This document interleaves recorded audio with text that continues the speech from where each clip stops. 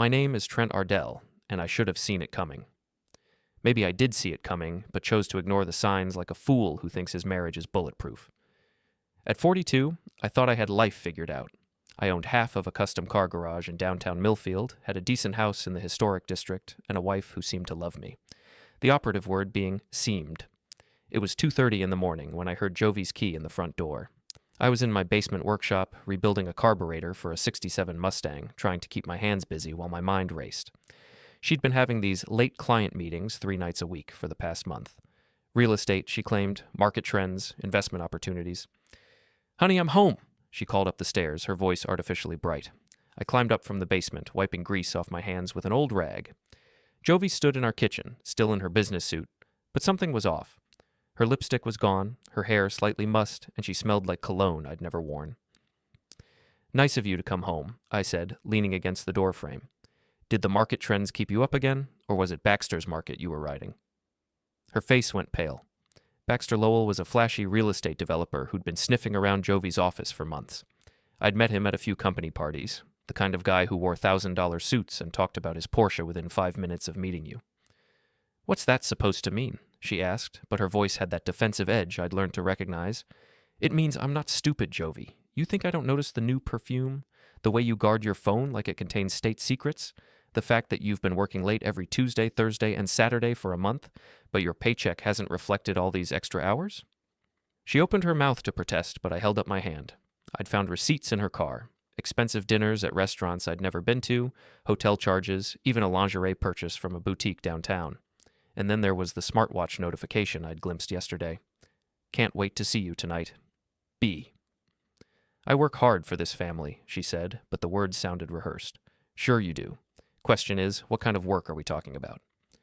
Jovie's composure cracked slightly.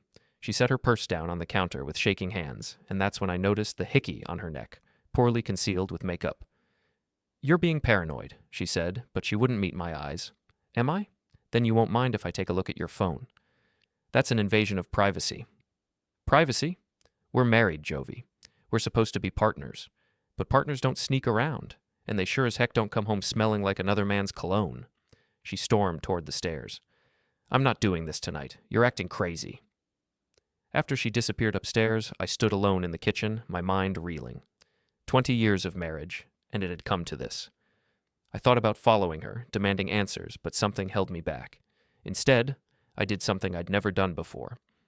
I looked through her purse. Hidden in a zippered compartment, I found a second phone, a burner phone with no case, no personal touches.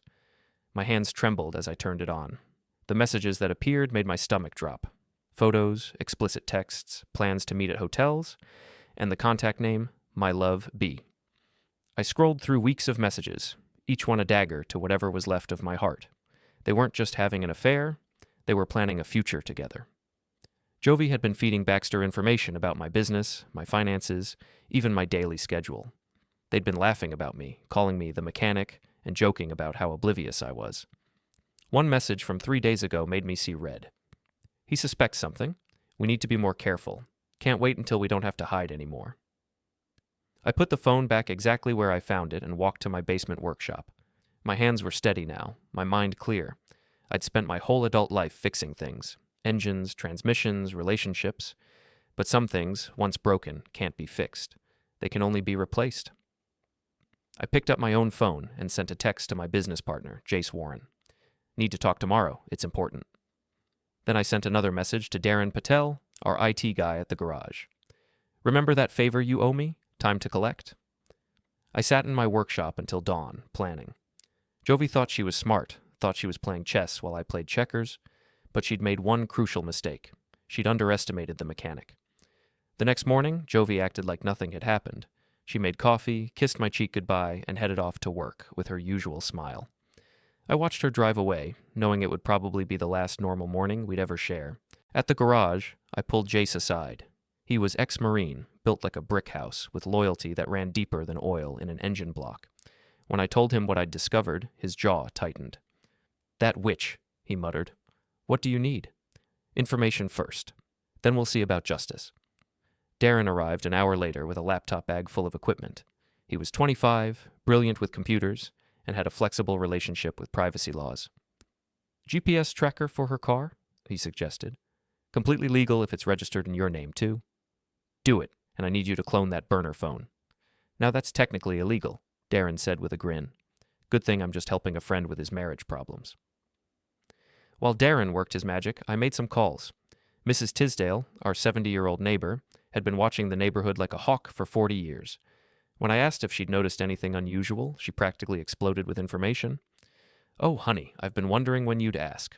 That fancy car's been parked in your driveway twice a week when you're at work, and I saw your wife getting into it last Tuesday all dressed up like she was going to a wedding.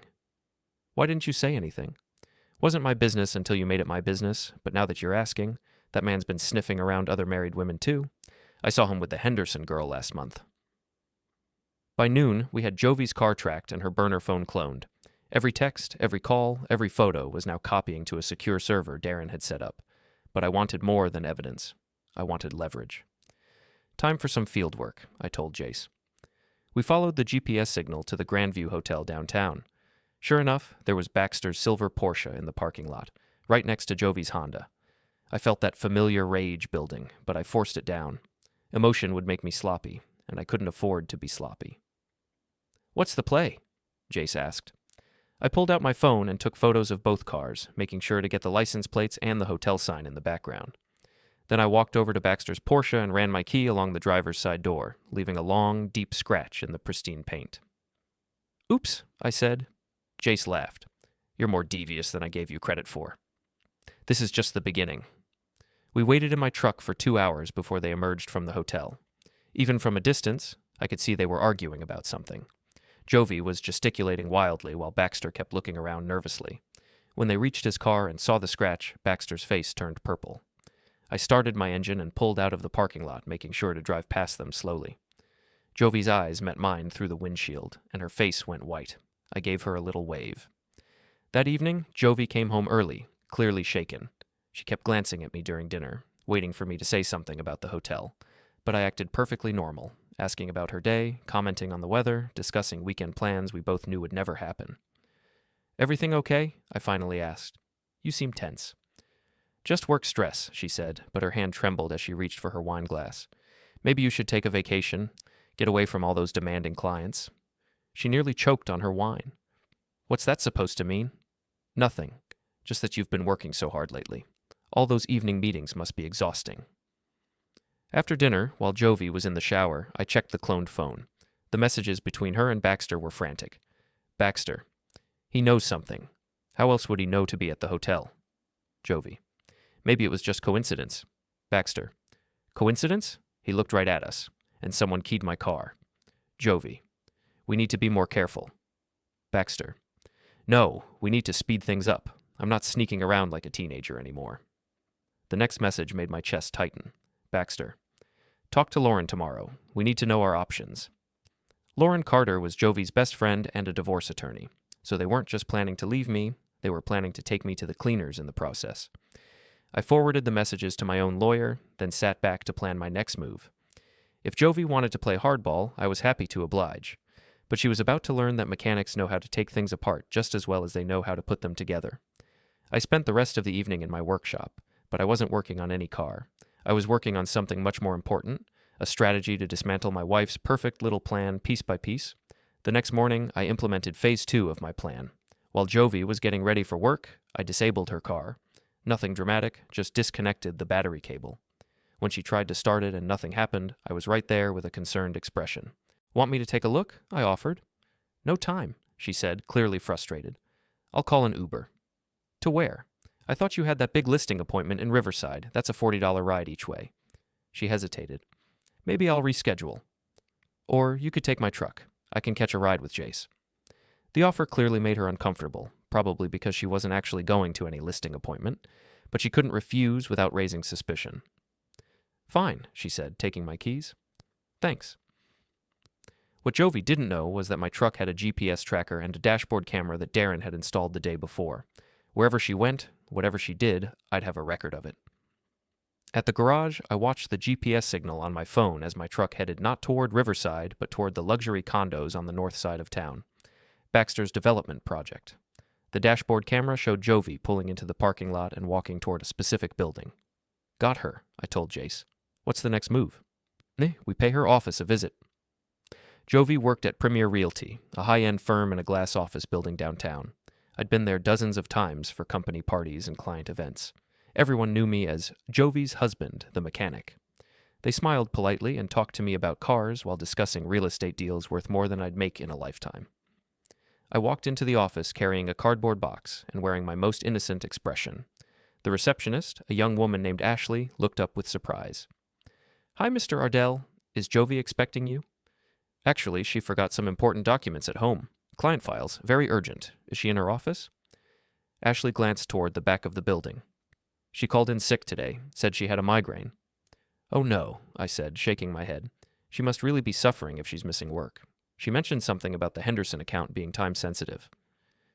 "The Henderson account?" Ashley looked confused. "I don't think we have any clients by that name." I pretended to check my phone. Maybe I misheard. Could have been the Patterson account. Or was it Morrison? "I can check with Lauren if you'd like. She handles most of the high-end listings with Jovie." Lauren Carter emerged from her office at that moment, probably drawn by the mention of her name. She was a sharp-dressed woman in her early 40s with the kind of smile that never reached her eyes. "Trent," she said, walking over. "What brings you here?" "Just dropping off some documents Jovie forgot. Ashley was telling me about the Henderson account." Lauren's expression flickered almost imperceptibly. "I think there might be some confusion. Jovie's been handling mostly commercial properties lately." "With Baxter Lowell's company?" The temperature in the room seemed to drop 10 degrees. Lauren's smile became even more forced. "I wouldn't know the specifics of her client relationships." "Of course not," I said. "Well, I'll just leave these documents on her desk." I walked toward Jovie's office, but instead of leaving documents, I placed a small recording device under her desk, another gift from Darren's bag of tricks. Then I left the box on her chair with a note. "Hope you feel better soon. We need to talk when you get home. T.E." On my way out, I paused at Ashley's desk. "Oh, and Ashley, if my wife asks, could you tell her I stopped by around noon? I want to make sure she knows I was thinking about her." Back at the garage, I settled in to watch the show. The GPS tracker showed my truck still parked at Baxter's condo complex. The recording device in Jovie's office was already picking up interesting conversations. Around 2 o'clock, Lauren called someone, presumably Jovie, and I heard her side of the conversation through the bug. "Your husband was just here?" "No, he seemed normal, but he was asking weird questions. About Henderson, about Baxter. I think he knows something. You need to get back here and control this situation." An hour later, the GPS showed my truck racing back toward downtown. Jovie burst into her office and immediately called Lauren. "What exactly did he say?" Jovie's voice was tight with panic. "He mentioned Baxter by name, and he left you a box with some kind of note." I heard papers rustling, then Jovie's sharp intake of breath as she read my note. "We're in trouble," she said. "He knows about us." "How much do you think he knows?" "I don't know, but we need to assume the worst. Call Baxter. Tell him we're moving up our timeline." "Are you sure? If we file now, before we have all our ducks in a row..." "We don't have a choice. Trent's not as stupid as we thought." The conversation continued for another 10 minutes, with Jovie and Lauren discussing asset protection, custody arrangements, and how to maximize Jovie's settlement while minimizing mine. They talked about me like I was a problem to be solved rather than a person whose life they were destroying. But the most interesting part came at the end. "What about the business?" Lauren asked. "Trent owns it with his partner. We'll claim it's worth more than it actually is, then demand half the value in cash. He'll have to sell his share or take out loans to pay me." "And the house?" "Same strategy. Force a sale, take half the proceeds. He can go rent some apartment and work on cars for the rest of his life." When the conversation ended, I sat back in my chair, feeling strangely calm. They thought they had me figured out. The simple mechanic who'd roll over and let them take everything. But they'd made a crucial error in judgment. I picked up my phone and called my lawyer. "Jim, it's Trent Ardell. I need to see you today, and bring your best divorce attorney with you. We're going to war." That evening, Jovie came home with a new strategy: aggressive offense. She walked into the house like she owned it, which I suppose she thought she did. "We need to talk," she announced, setting her purse down with authority. "I agree," I said from my recliner, not bothering to get up. "Let's start with where you really were today." "I was at work, then I had to deal with a family emergency." "Funny. Ashley said you called in sick, and Lauren seemed surprised when I mentioned the Henderson account that doesn't exist." Jovie's composure slipped for just a moment. "You went to my office?" "I was worried about my sick wife. Wanted to drop off some soup, but Ashley told me you weren't there. What did you tell them? Nothing they didn't already know, although Lauren seemed very interested when I mentioned Baxter's name. Jovie sat down across from me, and I could see her mind working, trying to figure out how much I actually knew versus how much I was guessing. Baxter is a client, she said carefully. I'm sure he is. Question is, what kind of services are you providing? Don't be disgusting. I'm not being disgusting, I'm being realistic. You've been sneaking around for weeks, lying about where you are, coming home smelling like another man. Either you're having an affair, or you've taken up perfume testing as a hobby. She stood up abruptly. I don't have to listen to this. Actually, you do, because this is my house too, and we're going to finish this conversation. Your house? I've been paying half the mortgage for 15 years.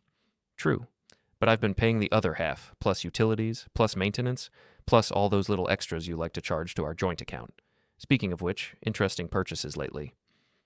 The Riverside Inn, 3 times last month. Victoria's Secret, sizes I've never seen you wear. And my personal favorite, dinner for 2 at Chez Laurent, the same night you told me you were working late. Jovie's face went white. She'd forgotten about the credit card statements. You've been spying on me. I've been paying attention. There's a difference. She tried a different approach, softening her voice. Trent, I know things have been difficult between us lately. Maybe we should consider counseling. Counseling? You want to bring a therapist into this? Well, doctor, my wife has been having an affair with a real estate developer, and they're planning to divorce me and take half my assets. What do you think we should work on first? I'm not having an affair. I pulled out my phone and showed her one of the photos I'd taken at the hotel. This you? She stared at the image of herself and Baxter walking out of the Grandview Hotel, her hand on his arm, both of them laughing. That's not what it looks like. Really? What does it look like? A business meeting? At a hotel? In the middle of the afternoon? While you were supposedly sick? Jovie was trapped, and she knew it. I watched her face cycle through different emotions, panic, anger, calculation. Finally, she settled on defiance. Fine. Yes, Baxter and I have been seeing each other, but our marriage has been over for years, Trent. We've just been going through the motions. Our marriage has been over for years? Funny, nobody told me. You're never here. You spend more time with those cars than you do with me. I work for a living, remember? Someone has to pay for this house, your car, your clothes, your girls' nights out that apparently include overnight stays at luxury hotels. I work too. You work, but apparently your job description has expanded beyond real estate. She slapped me. Hard. The sound echoed through our living room like a gunshot. I touched my cheek, more surprised than hurt. Feel better? You're a bastard. Maybe, but I'm not a cheater. Jovie grabbed her purse and headed for the door. I'm staying at Lauren's tonight. Give her my regards, and tell her I said thanks for the legal advice. She stopped with her hand on the doorknob. What legal advice? The conversation you two had this afternoon about asset protection and forcing me to sell my business. Very illuminating. The color drained from her face. You're bluffing. Am I? Want to bet your divorce settlement on it? She left without another word, slamming the door hard enough to rattle the windows. I sat in my recliner for a long time, listening to the silence. 20 years of marriage ended with a slap and a slammed door. But I wasn't sad. I was angry. And anger, properly channeled, could be a very useful tool. I called Jace. How do you feel about a little late-night surveillance? What did you have in mind? Jovie's staying at Lauren's tonight. I want to know if she's really there, or if she's going to run straight to Baxter. I'll get the truck. We followed Jovie's car through downtown traffic, staying well back. She drove to Lauren's house in the suburbs, but only stayed for 20 minutes. Then she was back on the road, heading toward the north side of town. Baxter's place? Jace asked. Has to be. Sure enough, she pulled into the parking lot of the luxury condos where she'd spent the morning. We watched from across the street as she walked toward the same building, using a key to let herself in. She's got a key, Jace observed, which means this isn't just an affair. She's practically living there. I took more photos, including shots of her car in the parking lot with timestamps. Then we settled in to wait. If Jovie thought she could play house with her boyfriend while still legally married to me, she was about to learn otherwise. Around midnight, my phone buzzed with a text message from an unknown number. Stop following us, or you'll regret it. I showed the message to Jace, who laughed. Tough guy, huh? Apparently, but he doesn't know who he's dealing with. I typed back, or what? The response came quickly. Just stop. Make me? My phone stayed silent after that. but I had a feeling Baxter and I would be having a more direct conversation very soon. The confrontation came sooner than expected. The next morning, I was at the garage working on a transmission rebuild when Baxter Lowell walked through the front door like he owned the place. He was dressed in his usual expensive suit, but his perfect hair was slightly mussed and there were dark circles under his eyes. "We need to talk," he announced. Jace looked up from the engine he was working on. "Shop's closed to walk-ins." "I'm not here about a car." I wiped my hands on a rag and walked over. Up close, Baxter looked even worse. Stressed, tired, and trying to hide it behind his usual arrogance. "What can I do for you, Bax?" "You can stop harassing my girlfriend." "Your girlfriend? You mean my wife?" "Your soon-to-be ex-wife. And if you keep following her, taking pictures, and threatening us, we'll file for a restraining order." I laughed. "On what grounds? That I followed my own wife to her boyfriend's apartment? Stalking is stalking. And adultery is adultery. But I guess we all have our hobbies." Baxter stepped closer, trying to use his height advantage to intimidate me. He was probably 6'2" to my 5'10", and clearly thought that gave him some kind of edge. "Listen, grease monkey. Jovie's moving on with her life. You can make this easy or you can make it hard, but either way, it's happening." "Grease monkey? That's the best you can do?" "What would you prefer? Loser? Has-been? The guy who was too stupid to see what was happening under his own roof?" Jace had stopped working and was now standing behind me. I could feel the tension radiating off him like heat from an engine. "You know what I prefer?" I said. "The truth. And the truth is, you're a coward who sneaks around with married women because you're too pathetic to find someone available." Baxter's face flushed red. "At least I can satisfy a woman." "Is that what you call it? Because from what I hear, Jovie's been faking it for years. With both of us." He swung at me then, a wild haymaker that telegraphed itself from across the garage. I ducked easily and came up with an uppercut that caught him right in the solar plexus. He doubled over, gasping for air. "You want to dance?" I asked. "Let's dance." But Baxter wasn't much of a fighter. He straightened up, still wheezing, and backed toward the door. "This isn't over," he wheezed. "No, it's not. It's just getting started." After he left, Jace shook his head. "That boy's got more money than sense. And less spine than a jellyfish. But he's right about one thing. This isn't over." That afternoon, I got a call from my lawyer. "Trent, we have a problem. Jovie's attorney filed for emergency spousal support and exclusive use of the marital home. They're claiming you've been threatening and harassing her." "That's ridiculous."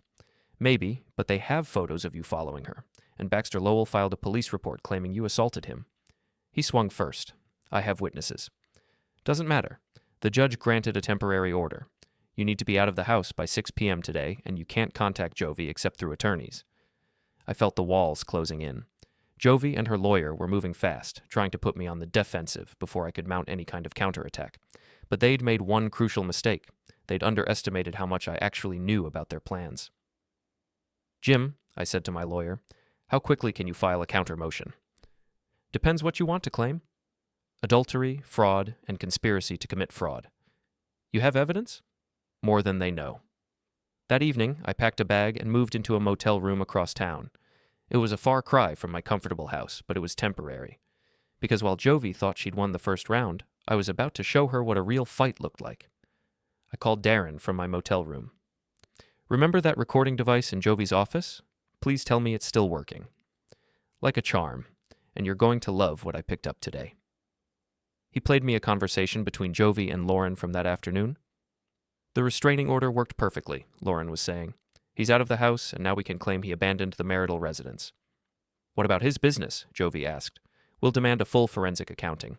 Most small businesses have irregularities, cash transactions, questionable deductions. We'll find something to work with." "And if we don't?" "Then we'll create something. A few missing receipts, some unexplained deposits. By the time his lawyer figures out what we're doing, the damage will be done."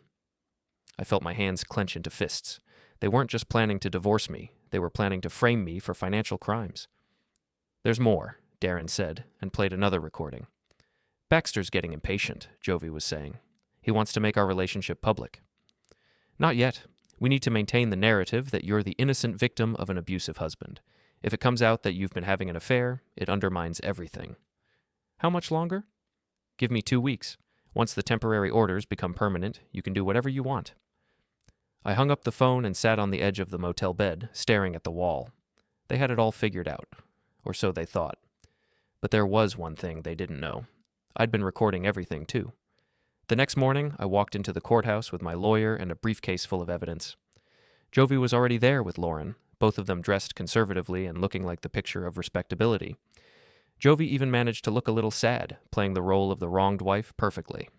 The hearing was supposed to be routine, a rubber stamp on the temporary orders that would give Jovie everything she wanted. But Judge Harrison was about to get an education in modern marriage fraud. "Your Honor," my lawyer began, "we're here today not just to contest these orders, but to expose a conspiracy to defraud my client of his assets and reputation." Lauren objected immediately. "Your Honor, this is clearly a desperate attempt to deflect from Mr. Ardell's documented pattern of harassment and threats." "We'll see about that," Judge Harrison said. "Mr. Caldwell, present your evidence." My lawyer played the first recording, Jovie and Lauren discussing how to force me to sell my business and split the proceeds. The judge's eyebrows went up. Then came the recording of them planning to create false evidence of financial irregularities. Jovie's face went white. But the best was saved for last, a recording from just 2 days ago where Jovie explicitly told Lauren that she'd been planning the divorce for months while continuing to have intimate relations with me to avoid suspicion. "Your Honor," my lawyer said, "Mrs. Ardell has been living a double life, conducting an affair while simultaneously planning to defraud my client through false accusations and manufactured evidence." Judge Harrison looked at Lauren. "Counselor, do you have any response to these recordings?" Lauren was scrambling. "Your Honor, these recordings were obtained illegally." "Actually," my lawyer interrupted, "they weren't. The recording device was placed in Mrs. Ardell's office with the permission of the building owner, who happens to be my client's business partner's brother-in-law, and the conversations were recorded in a semi-public workspace where there was no reasonable expectation of privacy. It was a stretch, but it was technically legal, and more importantly, it was devastating." Judge Harrison reviewed the transcripts while we waited. Finally, he looked up. "Mrs. Ardell, these recordings paint a very different picture than the one presented in your petition. They suggest that you've been planning this divorce while continuing to cohabit with your husband under false pretenses, conducting an extramarital affair, and conspiring with your attorney to make false accusations." Jovie tried to speak, but the judge held up his hand. "I'm dissolving the temporary restraining order immediately. Mr. Ardell, you may return to your home. Mrs. Ardell, you have 24 hours to remove your personal belongings." "Your Honor," Lauren protested, "my client has nowhere to go." "I'm sure Mr. Lowell can accommodate her," the judge said dryly. "As for the spousal support request, it's denied pending a full investigation into these allegations." Outside the courthouse, Jovie finally found her voice. "You recorded us? That's illegal." "Actually, it's not. And even if it were, it's nothing compared to conspiracy to commit fraud." "I'll fight this. I'll take you for everything you have." "With what? Your credibility is shot, your lawyer is probably going to be facing ethics charges, and your boyfriend is about to discover that dating a woman going through a messy divorce isn't as fun as he thought." Baxter, who had been waiting by his car, walked over. "What happened in there?" "Your girlfriend just lost her meal ticket," I said. "Hope you're ready to support her because I'm not paying a dime." "You can't do this to her." "I didn't do anything to her. She did it to herself." That afternoon, I returned home to find Jovie packing frantically. She'd clearly been planning to take more than just her personal belongings. I caught her trying to load my grandfather's antique tools into her car. "Those stay here," I said. "They're community property. They're family heirlooms that predate our marriage. Try again." She threw a picture frame at me, missing by inches. "I hate you." The feeling's mutual. By evening, she was gone. The house felt different, empty, but also clean, like an infection had been removed. I walked through the rooms, seeing them clearly for the first time in months. This was my home, my sanctuary, my workshop. And it was mine again. But I wasn't done. Not yet. Over the next week, I methodically dismantled the rest of Jovie's plan. I provided the district attorney with evidence of her conspiracy to commit fraud. I shared the recordings with the State Bar Association for their investigation into Lauren's conduct. And I made sure that Premier Realty knew exactly what kind of employee they had on their payroll. Jovie was fired within days. Lauren was suspended pending investigation, and Baxter discovered that his luxury lifestyle was about to become much more expensive now that he was supporting an unemployed ex-wife with legal bills. The final blow came when I filed a civil suit for intentional infliction of emotional distress and conspiracy to commit fraud. My lawyer was confident we could get substantial damages, especially given the recorded evidence of their premeditation. 3 weeks after the courthouse hearing, I was back in my workshop, rebuilding the engine on a classic Camaro when my phone rang. It was Jovie. Trent, we need to talk? No, we don't. Talk to my lawyer. Please. I'm in trouble. Baxter kicked me out. I lost my job, and Lauren says I might face criminal charges. Sounds like a personal problem. I know I hurt you, but we were married for 20 years. That has to count for something. I set down my wrench and really considered the question. 20 years. Most of my adult life. Shared dreams, shared struggles, shared laughter. All of it poisoned by her betrayal. You're right, I said finally. 20 years does count for something. It counts for exactly 20 years of lies, manipulation, and planning to destroy me. So no, we don't need to talk. We're done. I hung up the phone and went back to work. Outside, I could hear the sounds of the city. Traffic, construction, life moving forward. Inside my workshop, surrounded by the tools and projects that had always brought me peace, I felt something I hadn't felt in months. I felt free. The engine I was rebuilding was a beautiful piece of machinery, complex, powerful, and built to last. With the right care and attention, it would run for decades. But if you neglected it, if you filled it with the wrong fuel or ignored the warning signs, it would eventually break down completely, just like a marriage. I tightened the last bolt and stepped back to admire my work. Tomorrow, this engine would roar back to life, better and stronger than before. And so would I.